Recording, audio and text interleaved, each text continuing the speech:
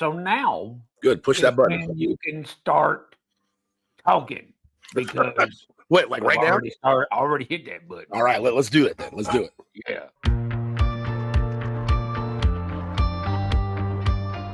Well, hello everybody. I am Tim from Las Vegas.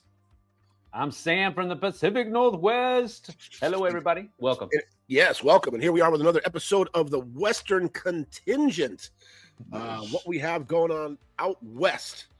Right. Yes. Oh, but I do have something kind of exciting. Oh. Yes. So just tickets now, badges, hotel rooms, all that kind of stuff are now officially on sale for Dice Tower West. Badges? 26. Yes. We don't need no stinking badges. Well, you don't, because I always comp you in, right? Because you're coming, right? Because you'll definitely be there, I'm sure. Yeah, I'll be there. Yep. Yes. But yeah, so that is out there now, folks. So if you have any interest in coming in, again, you know, we've always prided. Is that a correct term? No, prided. You need to get your coffee. You need to get your coffee, Tim. But we pride ourselves on always trying to do better and better and better each year. And again, we believe and we think that we're doing it again this year with new things we're adding, new things we're bringing to the table. And we're just really, really excited. Now that we've had a full year or, you know, a full convention in the All facility, right? Because you know the difference from when we were just in like the one ballroom and now we have the whole. Yeah. So now that we've had that, we made adjustments. We've already met with the hotel. We've had our meetings, laid out plans, all that kind of stuff. So it's just going to even be bigger and better, more organized, just greater than last year. So we're really, really excited. So please go ahead, go to dicetowerwest.com, grab your badges, and come out and see us in 2026.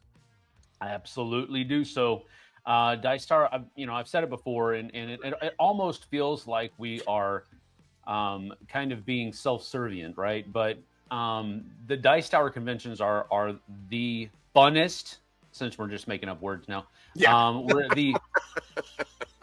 They are the best conventions that I go to for my specific tastes, and we've talked about that in the past. So I'm not going to rehash that now. But they are family friendly. They are to the best that they can be. I guess they are safe environments. They are places where you can bring your kids and not have to really worry about them without being naive, of course. But right. The whole thing is that these are conventions that you'll get a little bit of everything that conventions offer you. You get you get being around other people. You get being able to interact with publishers.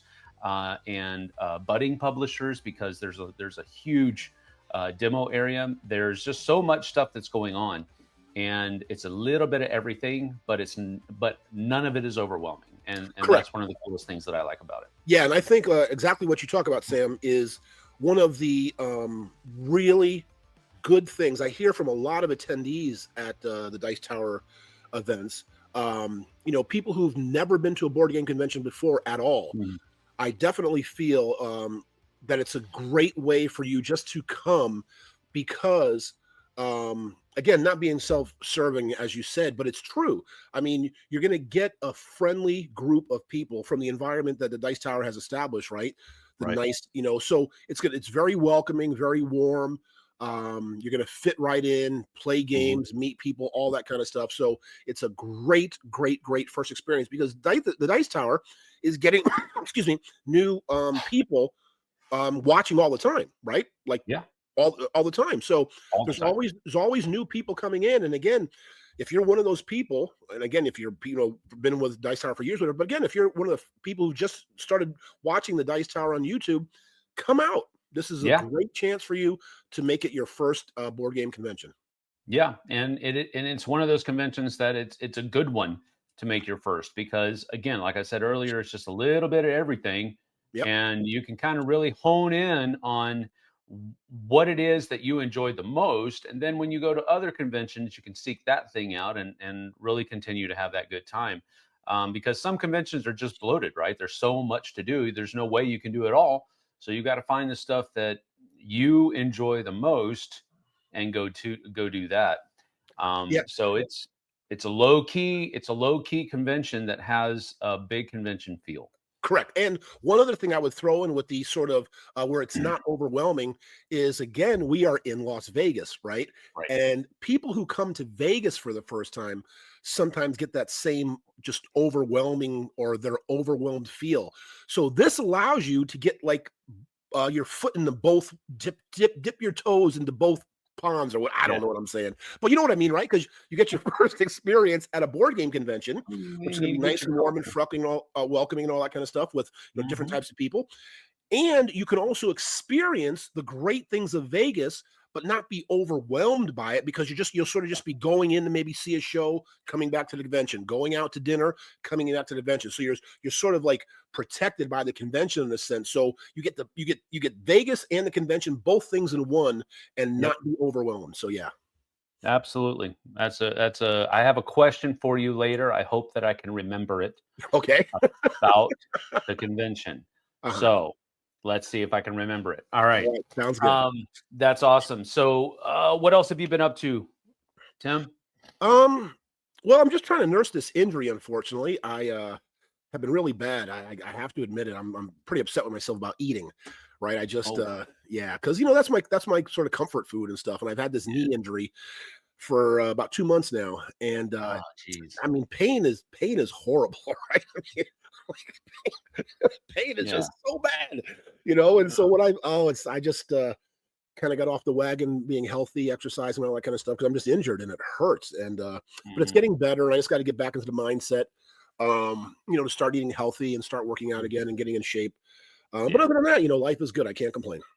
Yeah, we're gonna sound like a couple old farts, bro, because my back's been killing me for the last couple of weeks as well. And it's not necessarily pain. It's just that thing where it tightens up on you, and it's like it's telling you, hey, if you move the wrong way, I'm gonna rock your world. So you better be careful. It's just one of those things where there's not a whole lot of pain. There's just discomfort and tightness, and if you do move the wrong way, it's like, gotcha. And so I've been going to the chiropractor a lot, and he's a great guy. He's and he's been very patient with me, because we were talking the last time I was in there, and he said that, and I was just asking him questions, and one of the things that I asked him is, hey, I just bought a new pair of shoes. Could that affect your back? Sure. And he said, yes, absolutely. If anything happens that changes your regular walking gait, then it can throw your back off, and it can cause you some pain and discomfort. And so I was like, okay, well, maybe that's it. I was, what we do whenever we try to self-diagnose. I was going through the gamut of all of the worst things that it could possibly be. And that was just a calming sense of, it could be just that I need to break in my new shoes. That's all it could be. So for all of you young bucks out there, this is what you have to look forward to later in life. So take care of yourself now. Yes. So that maybe all of this won't happen to you later on.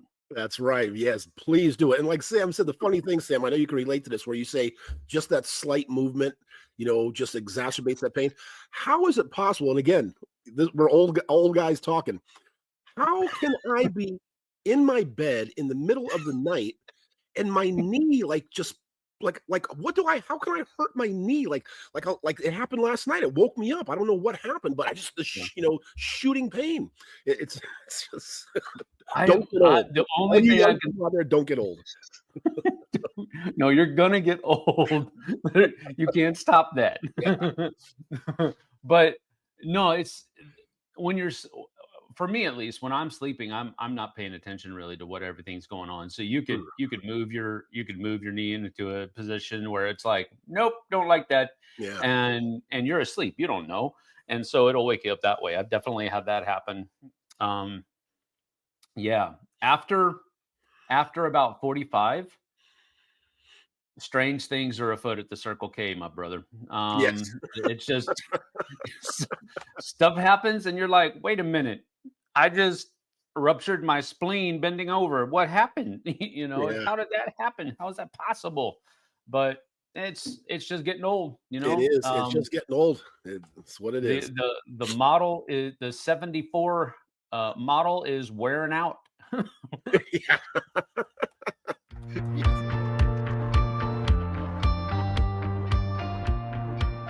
How about any games? You been able to get any games in the past week at all? Oh yeah. We've been playing see my buddy JT, the guy that we do stuff with over on the flip side more often than not, is he got in his copy of Nemesis Retaliation. Okay. The new Nemesis iteration that has just recently come out, and so we did. It actually showed up on his doorstep while he was on vacation, Mhm. and so he, before he left, he was like, "Hey, man, it's going to show up on this day," and he almost had like the time. You need to get there and pick that up, and of course, I was willing to do that. And he said, "You can even do an unboxing." And so we were like, "Okay, well, absolutely will." So we did an unboxing on the channel. For that. And then as soon as he got back, he played it that night. Like as soon as the same day that he got back from vacation, him and his wife played it at 10 o'clock at night. They started at 10 o'clock. So, and Wow. it's not a short game. It's not a short game. We're talking about 2 hours at least. Uh-huh. And so he played it once, and then I went over on a Thursday night and the very next Thursday night and played it. We started at about he started teaching at about 8:30, and then we probably started playing around 9:15, and we were done at midnight. So it was still a good 2.5 hours of playtime. And and then the very next day on Friday, we played it on the channel. We live streamed a play on the channel, and it was a really fun stream. We both had cards that where it's a semi cooperative game. You have to work together, but at the same time, you're still competing to try to be the person that survives and wins. And but you don't have to. You have basically two role cards in your hand, and one of them is possibly a card that's going to or a goal that's going to require you to, in some way, shape, or form, stab the other person in the back, basically, so that you get out, they stay behind, and all of that kind of stuff. Um, the other one is just make sure that the public objective is completed, the main objective, the mission goal. And so you can choose at any point during the game, which is different from the original. You had to choose, you had to wait to choose until a certain point in the game when the aliens showed up, I think. Um, but in this one, in Retaliation, you can do, you can very first move, boom, I'm going to choose this one. You don't have to show it to anybody, but I'm going to choose this goal. And so it's an interesting um, system of play that is super thematic. And so, like Nemesis Retaliation, the whole system is the Aliens franchise in a box. Right. That's period. Nemesis Retaliation is like the second movie, Aliens in a box. That is exactly what that is. You are a group of Marines and possibly some civilians thrown in there, and you're going down to a planet or a structure, and you're trying to figure out what's going on and all this. You have a certain mission, like the mission that we were doing on the live stream was we had to bring back 2 eggs for research. Hmm. That's what we had to do between the two of us. So if one of us died, one of us was going to be carrying 2 eggs and headed back to the lander. But it was such, I don't want to give anything away just in case people want to go watch it, but it was such a thematic experience, and it ended in such a thematic way. Mhm. And it's one of those kinds of games that absolutely the theme thrives on the mechanisms and vice versa. And I love it when games are like that. And so that's my first one that I want to talk about, Nemesis Retaliation. We had an amazing time. We're probably going to do more streams of it because there's new aliens, there's new that all come with their own little objectives, and there's new player characters it's just there's so much in that box, and it's so awesome. So we're nice. going to do some more. Yeah, I haven't played Nemesis before, but I know people have told me it's basically aliens and all that kind of stuff. Yeah, so no, sounds cool. I'll have to get that to the table. Let me see. What have I got a couple of the one, I guess, kind of an oldie but goodie, was Port Royal. Oh. And yeah, I've only played that once before. And I kind of, didn't even remember when they brought it to the table. I was like, yeah, I know I've played it, but I couldn't even tell you what it was about. You know what I mean? I just didn't remember it all. And it's funny because the core mechanic of the play is push your luck. And that's something I tend to shy away from because I'm not a big fan of push your luck, because it's kind of like, no, I want to just play the game. I don't want to have like this kind of, I mean, I do like Quacks of Quedlinburg, which is essentially sort of push your luck a little bit, right? Sure. But Port Royal is good because, you lay out the cards, you're pushing your luck to when you want to stop sort of drawing, right? Like drawing cards, laying them out. But the good payoff is, and why this sort of appeases me, is because the more you push your luck, because you're trying to accomplish certain standards, like to get the most amount of gold or different colored ships and all that kind of stuff, because you get bonuses. But when you decide to stop, the other players then can have purchase cards that are out there, and they have to pay you a coin to purchase a card and then pay the bank to buy the card.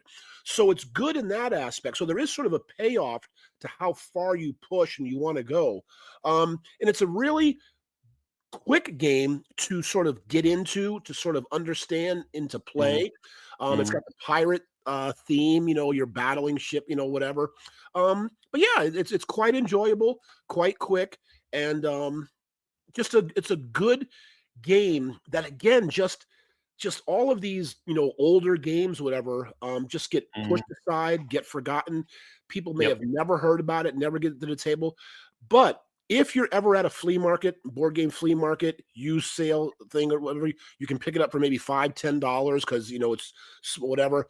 I suggest you grab a copy of Port Royal. Yep. Port Royal is Pegasus Spiel. And it was a 2014 game. So that's an 11-year-old game. 2 to 5 players, 20 to 50 minutes. So again, not that long, but I mean, less than an hour. Less than an hour is absolutely is usually where most, at least from my experiences, most people are looking for around an hour or less for games that they want to play at events. So that fits. And then it's just a 1.62 complexity rating based on the community's comments. So, and the designer, who is it? Not Keasley or Kramer or Pfister? Alexander Pfister. Pfister, that's right, Pfister. So it's a heavy hitter designer with sort of a lighterish push your luck game. So absolutely, pick up a copy of Port Royal if you ever have the chance. That's cool. Another game that I want to talk about isn't really as old as Port Royal, but it is an older game. It's only 4 years old at this point, but it's called Whale Riders, and this is a Reiner Knizia title that was originally kickstarted, and they have a whole bunch of different stuff then, but then it was picked up by Ape Games, and they had Vincent Dutrade's artwork on it. That's one of the reasons that I picked it up, honestly. The board, the box is just super colorful and super vibrant, and it's like, wow, I want to look at that picture. I don't really even necessarily care about the game behind it, but when you pair one of my favorite artists together with one of the most prolific designers, you already have my attention. And I didn't even know when this came out 4 years ago. They did a Kickstarter, and again, I hate. I'm going to call it a crowdfunding campaign. It was on Kickstarter, but it wasn't what Kickstarter is supposed to be, where you have a new project and you're trying to get something new out into the hobby. That's not what they were. They were basically trying to sell overstock, basically, to help offset some of the new tariffs that were coming into play, and so I was like, okay, I've never even heard of this game before. Reiner Knizia, Vincent Dutrait. I'm already interested. They were doing a package deal where you could get the board game with the card game for a price. And so I was like, yeah, I'll do this. So I went ahead and backed it. Never heard of it before. After I backed it, I started doing some more research on it, and I found out that it was an older game. It wasn't a new game. But we got it in and we played it, and man alive, did we have a good time with it. It is one of those games where in true Reiner Knizia fashion, very simple mechanisms, only a few mechanisms, and it only takes about 45 minutes to play. And another thing that really is kind of a, a huge positive characteristic for me is that it handles all the way up to 6 players. Wow. And it goes from 2 players all the way to 6. And it doesn't carry with it that party game feel that most games that go up that high as far as player count kind of feel like. It may not be a party game, but it just has that feel like, Right. this is kind of a party game-ish. It doesn't do that. It still feels like just a regular old board game. But basically what you're doing, you're starting up at the sun port at the top of the board, and you're traveling down these different ports, and each port has goods at it. 4 goods. One is free, and then the other ones cost 1, 2, or 3 money, depending on which one you buy. And you can do 2 actions on your turn. So those actions can be moving one forward, one port forward. It can be just gaining some money, 1 coin, or it can be buying goods, or it can be finishing contracts. So you start the game with 3 contracts, and you're trying to, the whole point of the game is to get the most pearls by the end of the game. And the game will end when people have traveled all the way down to the lobster port, all the way back up to the sun port, and then they start buying these pearl tokens that are back up at the sun port. You can't buy them at the beginning of the game. You have to travel down to the lobster port and back before you can start purchasing these things. But when all 7 of those pearl tiles are gone, the game ends, and you tabulate how many pearls you got through over the course of the game. And you're awarded pearls by those tiles. Contracts, there are some resource tiles that you can buy at the different ports that will give you pearls. And it's just whoever has the most pearls at the end of the game is the winner. It's just contracts, set collection, and movement. That's really all that's going on here, but it's really cool. And because they have Dutrait's artwork, it looks amazing on the board, on the table, and it's just a great game. We really enjoyed it. Mike Delicio did a review of it way back when, 4 years ago, and he gave it a 7.5. I just posted my review of it today, and I gave it an 8 out of 10. So it's a solid game that looks great, which is a sweet spot for me. Oh, nice. Yeah, I mean, it's one of those kind of things where saying solid with Reiner Knizia is almost a given, right? I mean, like Yes. it's just kind of like, you may not be a fan, they may not be your weight or whatever, because they're, generally like light, medium, whatever. But again, you got to just give it up to him, right? His games are just solid. He's a great designer. He's great at what he does. He always usually puts out a very good product. Yeah, no, I never heard of that one. I'll have to get that one, try that one as well. Yeah. So the last one I'll talk about is one I had heard about and seen on the shelves, when I owned the game store and stuff, and but never got it, is Valeria Card Kingdoms. I think that's the name, something like that. Yeah. And I just would have never taken it to the we just, there's so many games out there, right? You can't play them all. Yes. So it was brought to me, or not brought to me, brought to the table to play. And it's very, again, another easy to get into, easy to understand mechanic, because it has sort of that Machi Koro. That's how it was described to me when they were, explaining it. It's sort of like Machi Koro, because you've got cards numbered 1 through 12, I believe they are, out there, and other kind of things. And then on your turn, you roll 2 dice. And so you roll a 3 and a 4. Well, what that does is that activates cards number 3, activates cards number 4, and also activates cards number 7. So Mm. each individual die, and then them together that Right. activates them. So that way you can collect things, do things, because then you buy cards. So you're basically trying to cover all the numbers, right? So when anybody Yeah. rolls, they activate that, kind of like the Machi Koro feel. And I don't really remember the theme. I think we were fighting monsters or doing something. I can't even remember. Because it was, to me, again, it was just one of those kind of lightish, medium kind of whatever kind of Yeah. game. But it was, It's a it's a fantasy themed game. That's basically what it is, yeah, I yeah, think. yeah, yeah. But again, it was enjoyable. It was a game that just that made a fun night to play. Yeah. And it's one of those type of games where I feel there's a certain sort of level that is just enough where you're going to grab sort of maybe heavier gamers, but not enough where you're going to dissuade like light Mm. party gamers. It's sort of that good Sure. fit for at a game night to get sort of the extremes together, right? You know what I Hmm. mean? There's a certain genre of games or a certain group of games that I feel there's several of them that if I thought about it, I could come up with that are good to bring those extremes together. The heavy gamers, the party gamers, the lighter gamers. This is a game we could both enjoy, Sure. and I think Yeah. Valeria Card Kingdoms is one of those type of games that fits into that category. That's cool. That's very good. Yeah.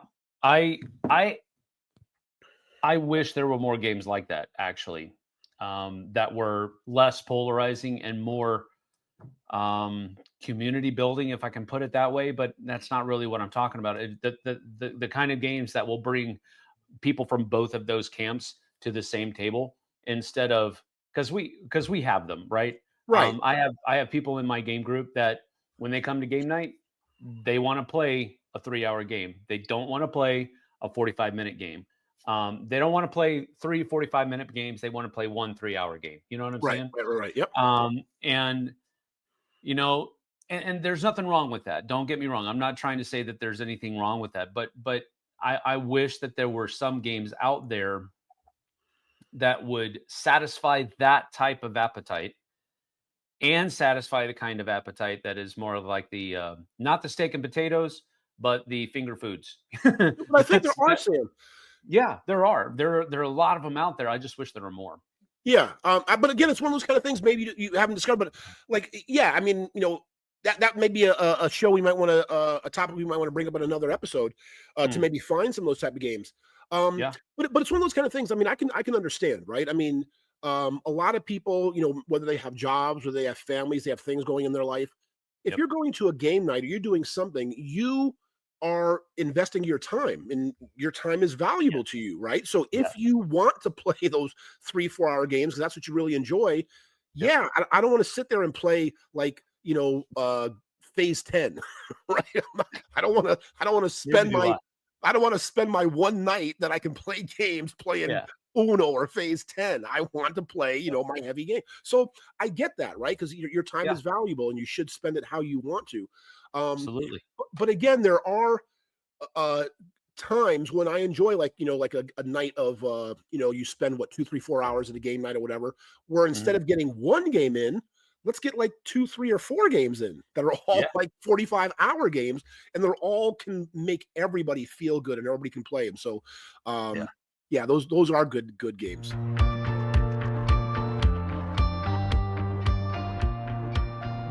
What were we going to talk about? We I had don't know, something. man. We had some, oh yeah, just different things coming up. So again, yeah, I just wanted to talk about that again, like I just talked about, but the game nights and stuff, about how Mhm. it's good to have varieties. And I'm in a couple of different groups, right? And I know Yeah. you host things at different places, Mhm. and it's funny how each one of them has their different feel and how they come Right. together and what they're doing. What are some of the things that you like to do in your different game groups to try to make sure that everybody can maybe have a good time? First off, we always tell people that, in all of the flyers and the advertisements and all that kind of stuff, that we will bring games, but feel free to bring your own games as well. Because we feel that that's important. Because I don't want people to feel like they can only play the games that we brought. Mhm. And for just this purpose, they may not be interested in any of those games because they're all too light. Because we do bring The larger portion of the games that we bring to a game night as the hosts are those 45-minute to an hour games that you can sit down, teach, and then put it away, pull out another one, sit down and teach it. And we also try to bring in a whole bunch of different types of themes so that maybe people will see a theme and they'll latch on to a theme rather than because they're probably not going to know what the mechanisms are. Most of the people that come, well, I would say most of the people that come irregularly um, are not are not part of the hobby. Most of the people that come that are part of the hobby, they're bringing their own games and they're going to go set up shop on their own little corner of the store, and they're gonna bring people to them, which is great. We've had a lot of people in our community actually meet each other, and friendships have grown because of the meetups that we've hosted, and that's part of that's part of it. That's part of Yeah, the reason why we absolutely. do it. But as far as trying to make sure that everybody has a good time, I don't know that we do anything in particular that we are doing so that we actively are trying to make sure that everybody has the good time, other than just being welcoming, open, ready to play whatever hits the table. We don't come with like an agenda. I mean, there have been times where we get there, we get set up, and it's 20 minutes before the event actually starts. So I pull a game that I need to get played for the channel for one reason or another, with the people that are there. And sometimes the people that are there are like our good friends that come and help us set up, and our family. So it's like, you know, you're you're you're a family member of a content creator. Welcome to the show. Sit down. We're going to play. That kind of thing. But Right. that's before people actually start showing up for the event. Once people start showing up, that first game that we maybe got to the table before we actually started was a shorter game anyway, and it's probably done. And now we absolutely turn our sights on the people who are there for the event, and we want them to have fun. So we just ask them, what do you want to play? What looks interesting to you? What kind of games do you like? We start those conversations. We've talked about that in the past. And um, that's what we do to try to make sure. I don't really frame it that way when I'm doing it, but I guess that's kind of what we do to make sure everybody's having a good time, is that we walk around, we talk to people, and as the host, it's a little bit different, but at the same time, it really isn't. You just kind of be you want to be the person that people will want to hang around with. Yeah. It's and that's just the long and the short of it, I guess. Right. Yeah. I mean, because every different kind of game group has its feel. I'm going to be joining a new one tomorrow night Hmm. with a friend, and he is going to start something he had started before, but he calls it the repeaters. And what Hmm. he does is we're going to pick like our 10 by 10 challenge, and that's what we're going to do. Is when you Hmm. come, you play the like 10 games in a row, or blah blah Hmm. blah. And his whole thought process, which I enjoy too, because I'm one of those kind of people. Because you have certain groups or certain type of people who always want to play something new, like Yeah. always want to chase the hotness, chase the latest game, always something new. And I'm sort of on the opposite extreme. I'd rather play games I just know, and I've got Yeah. no problem. I used to do that with a game group I had on last year, where we would play like 4 games, the same game 4 times in a row. We met once a week, and we would play the whole month. Yeah. The same 2 games every day for the whole month. So that Yeah. way you come, you know what you're playing, you get to delve into deeper things. So I'm really looking forward to joining that group and Hmm. getting that, because that's something where you know a lot of us, right? I'm not. I'm including myself. Unfortunately, sometimes we will buy a game, we'll play it maybe 1, 2, 3 times, and then it never gets out again. Yep. So it's nice because there's so many games that I just love, and that's what I'm trying to do with the games I have on my shelves, is just keep games that I really enjoy, that I always want to play, and I'd love to play anytime. And Hmm. so really looking forward to just playing Yeah. several games a lot of times. Yeah. That's cool. So that brings up an interesting thing that I'm going to come back to, because I just remembered the question that I want to ask you about earlier. that I said I was going to come back to. So Okay. since we're in that section of our thing now, Yep. I'm going to ask you. So it has to do with your convention planning. So have you ever planned to do something as the convention? I don't know, what are you called? The convention Organizer. organizer. As the convention organizer, have you ever planned to do something and you thought this was it? This was going to be the thing that just kind of makes this convention awesome, and then it flops. Has there been anything like that, that again, from the organizer's perspective, you were thinking this is going to be awesome, and then it is absolutely not? Well, um, the answer is no. Everything I touch comes to gold. You No. heard it here first, folks. No. That's an interesting question. I'm sure, of course, the answer is yes, of course, I'm Yeah. sure. I don't know if I can think of anything offhand.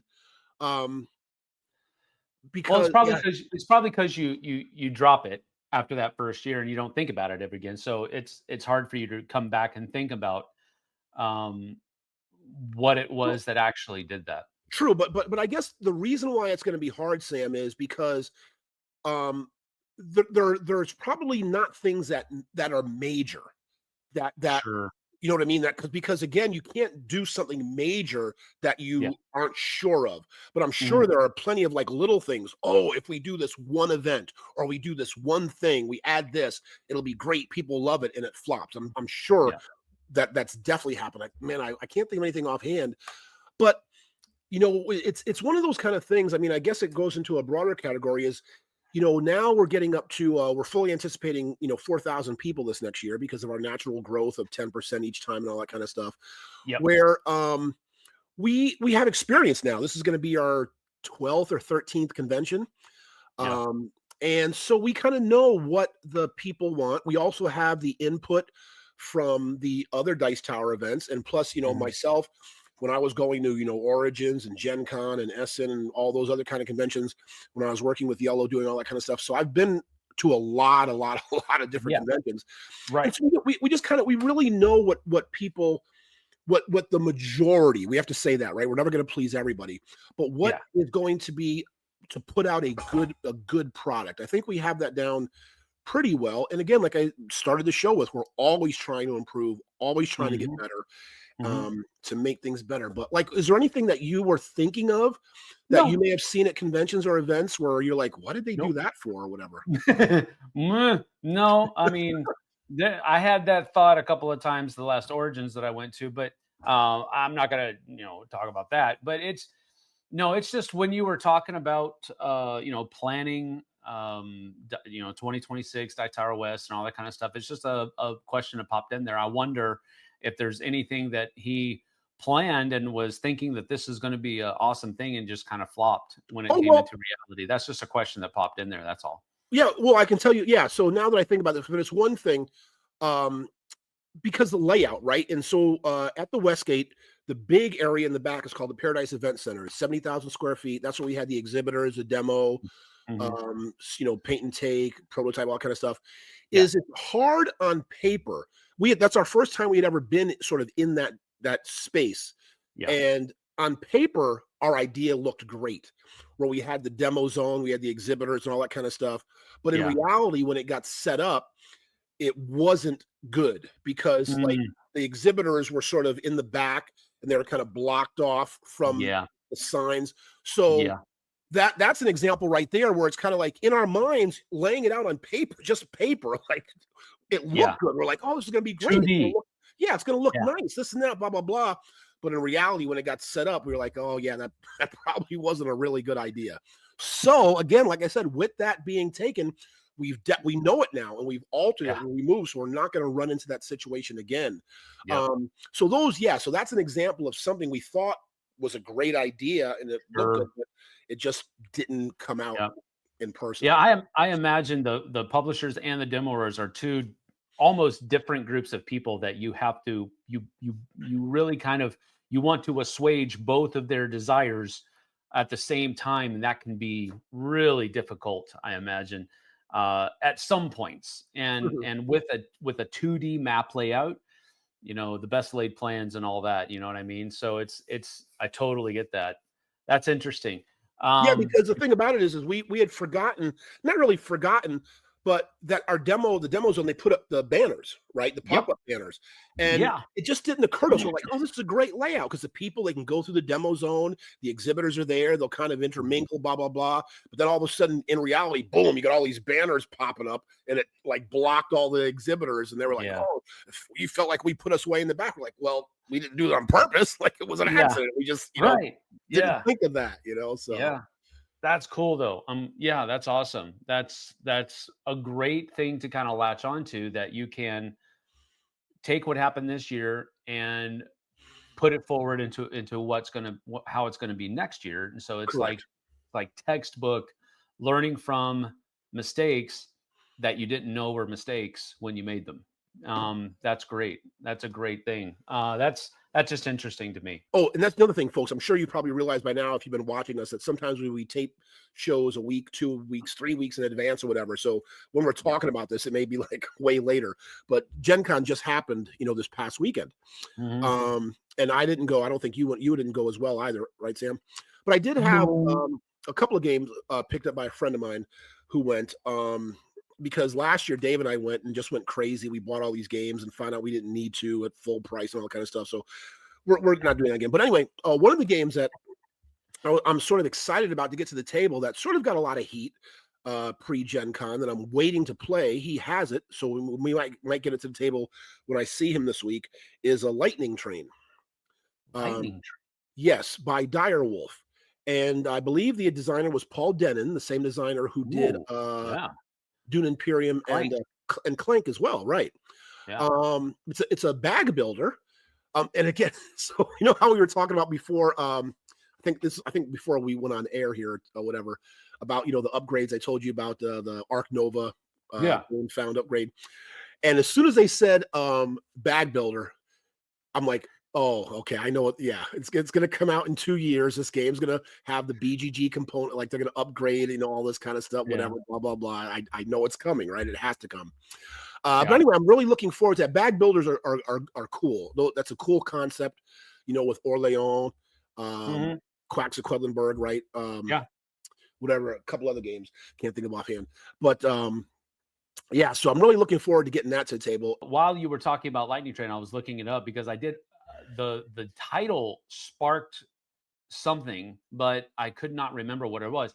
And I'm looking at it, and the reason it doesn't look that great, and it definitely doesn't look like something that Direwolf has put out. Paul Denon is a great designer, and Direwolf has done some amazing stuff, but the artwork and the layout just didn't look like something that Direwolf was doing. So that really didn't hit my my radar very much. A game that I'm looking forward to getting to the table at this particular moment in time, there are two of them that I'm looking at that have been staring me in the face ever since I brought them back home from Origins. The first one is Atlantis Exodus, and this is by Capstone Games, and it is a rondel game. And for me, I like rondels. I like the idea of rondels, and I like the construct of rondels. It just kind of brings a level of familiarity. I am typing at the same time, and I can't. Golly, gee whiz. So this is a 2024 game. And designed by a couple of Greeks, I believe, George Halkias and Konstantinos Karagiannis. Those names are always hard. But anyway, the rondel looks really cool here. I love the way the board, it has a huge table presence. And I'm really looking forward to getting this to the table. Some of the mechanisms that are involved are tile placement. I already mentioned rondel, and then in-game bonuses. I love in-game bonuses because it gives me that feeling of I'm working towards something that nobody knows that I'm working towards. Right. That's kind of naive because usually I don't play so subversively that people can't tell what I'm doing. I'm like usually telegraphing to them what it is that I'm doing, but it feels like they don't know what I'm doing, But there's just some cool stuff that's in this. It looks great. And again, I'm a huge aesthetic gamer, so I like the look of the game. I like how rondels usually work, and the complexity rating of the game that's on the Geek is a 3.32. So it is at the upper echelon of games that I'm usually in the mood to enjoy most of the time. Okay. But this is one I'm looking forward to getting to the table. Definitely. Okay. Atlantis Exodus. Yeah, I'll have to look that one up. Haven't heard anything about that one. Oh, Propolis. Was another one, and Wine Cellar. Yeah, those were a couple. Oh, Wine Cellar is so good. Oh, you played that? Oh, I love that game, bro. Vincent Dutrait's artwork, Andrew Styles is the designer. It basically feels like a trick-taking game, but it's not. It's one of those games where you're going to use a card from your hand as kind of like a bid on choosing from a market of cards that are on the table. So if I lay down a 35 and you lay down a 30, then Right. I get to pick first and you get to pick next. But the cards that we play down become the market for the next game. And what you're basically trying to do is you're trying to stock your client's wine cellar with all of the different kinds of wines that they want and from the countries that they want them to come from. It's a super fun game, super Yeah. fun, super light as well. What it goes kind of back to what we did a show a couple of episodes ago, where Lightning Train maybe is a medium weight. I don't even know what the rating is on BGG, but the point I'm trying to make is the other games that I had them sort of pick up. There weren't a whole lot of like the big heavy Euros, kind of like I didn't give them a list of like, hey, here's 6 or 7 really heavy Euro games I'm looking forward to play, which are the games I like to play. There just weren't a whole lot. I mean, that I'm, I mean, of course, there's like games that are out there like Luthier, however you want to say it, all that kind of stuff, that you can easily get or I'll have access to. So it's kind of weird that like Ace of Spades, Wine Cellar, Propolis, those smaller games. Well, I think part of that is the current state of the industry. I think that with a lot of the tariffs that are coming or that are currently present,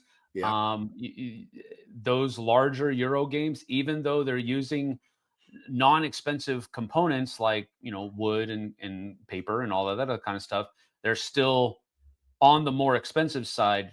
The other side of that, though, is that these smaller games are still highly profitable. They're more profitable rather than those larger games are. I think that's probably the general foundation of where the industry is right now. So there is going to be a lot more games. I've talked to a couple of publishers that were talking about how they've had to switch this year. They've had to switch their stance from making a couple larger games a year to making a few smaller games.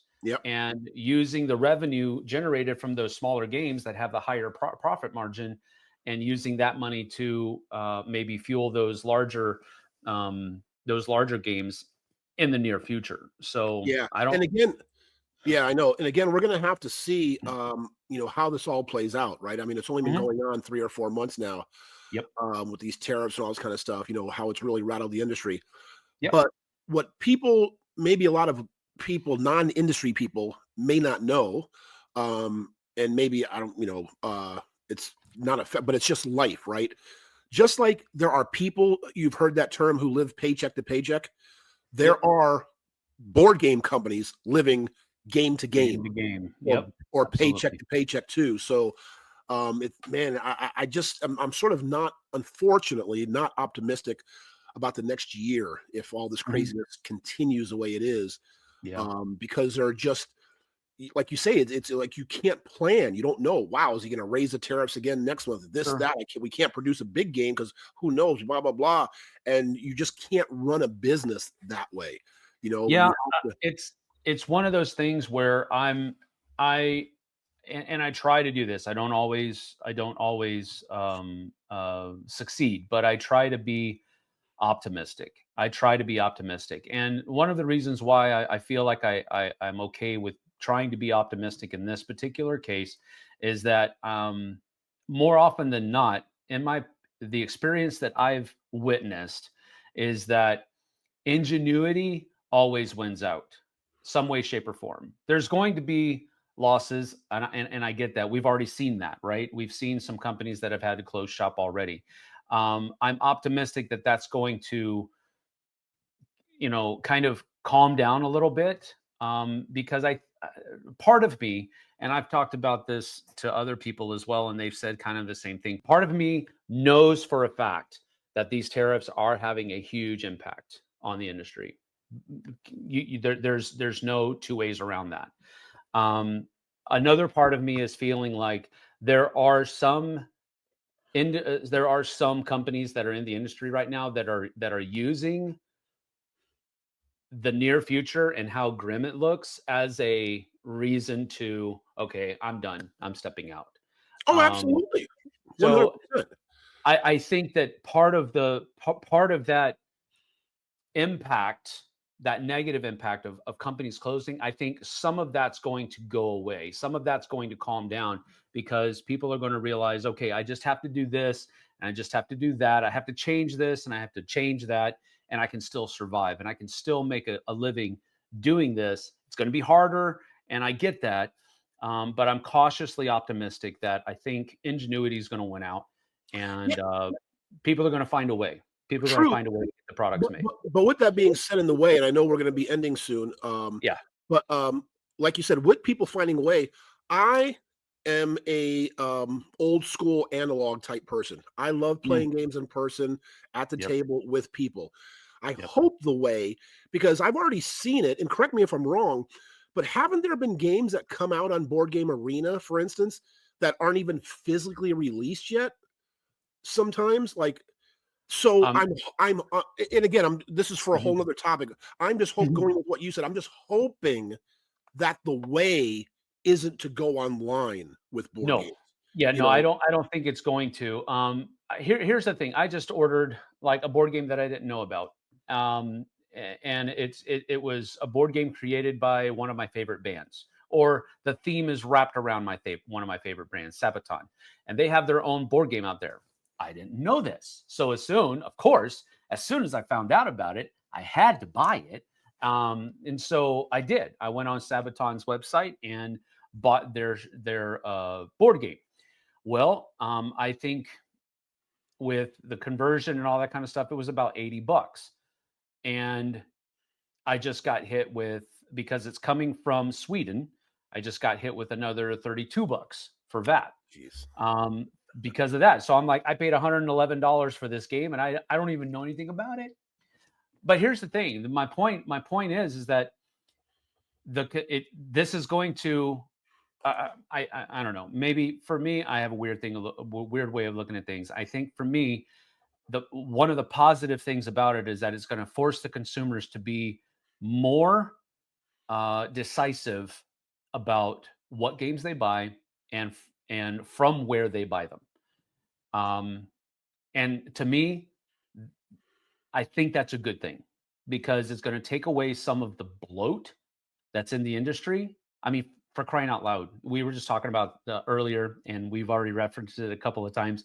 The whole idea of these super expensive, blinged out versions of older games, and all of that kind of stuff. That's all well and good, um, but if people are, it's I don't want to. The way we said it was like they're getting more money out of people. It's Yep. like, Yep. you know, it's great that they can do that, but when that well runs dry, it's going to force customers.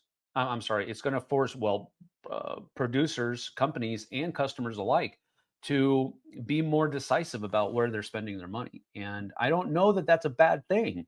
I think that's a good thing. But it's going to feel like a bad thing when some of those things that we really really want are just outside of our reach because the prices have gone up. Right. I But don't again, know. you know, yeah, it's for a whole nother day, because the Yep. counter argument to what you're saying about eliminating the bloat is fine. But again, a lot of the bloat companies need sometimes just to help the bottom line, right? Oh, I know that. They'll Yes. put out a game for the bloat. They know it's not a great game, but they'll know they're able to sell 1,000, 2,000 copies, and that help pay the bills. And So that helps, but yeah. correct. So you got to understand that, by Oh, eliminating yeah. that, a lot of that bloat, that's a problem as well. Sure.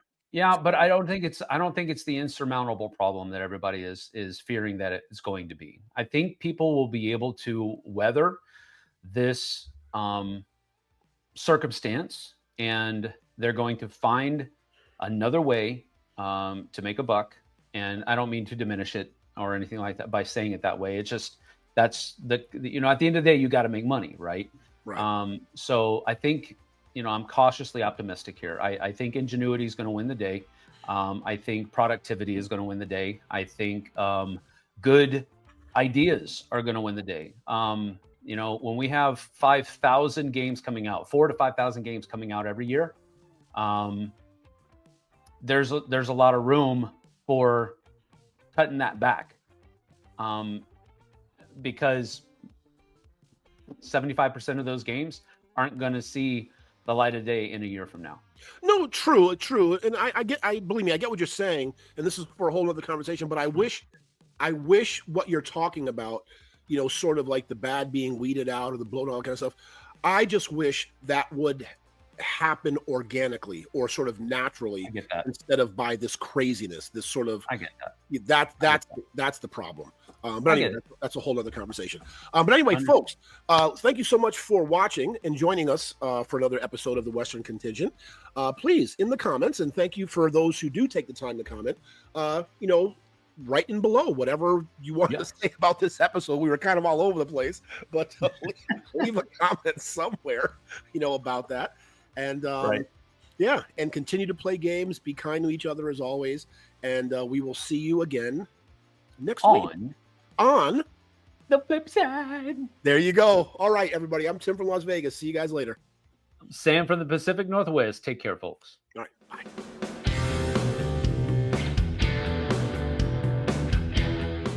Hey everybody, thanks for watching this video. If you like this review or whatever you just watched, wasn't it amazing? Check out our channel, Dice Tower. We have all kinds of things. We review games, we do top 10s, we play games live. It's all about board games, but especially the people who play them. Check out Dice Tower YouTube channel.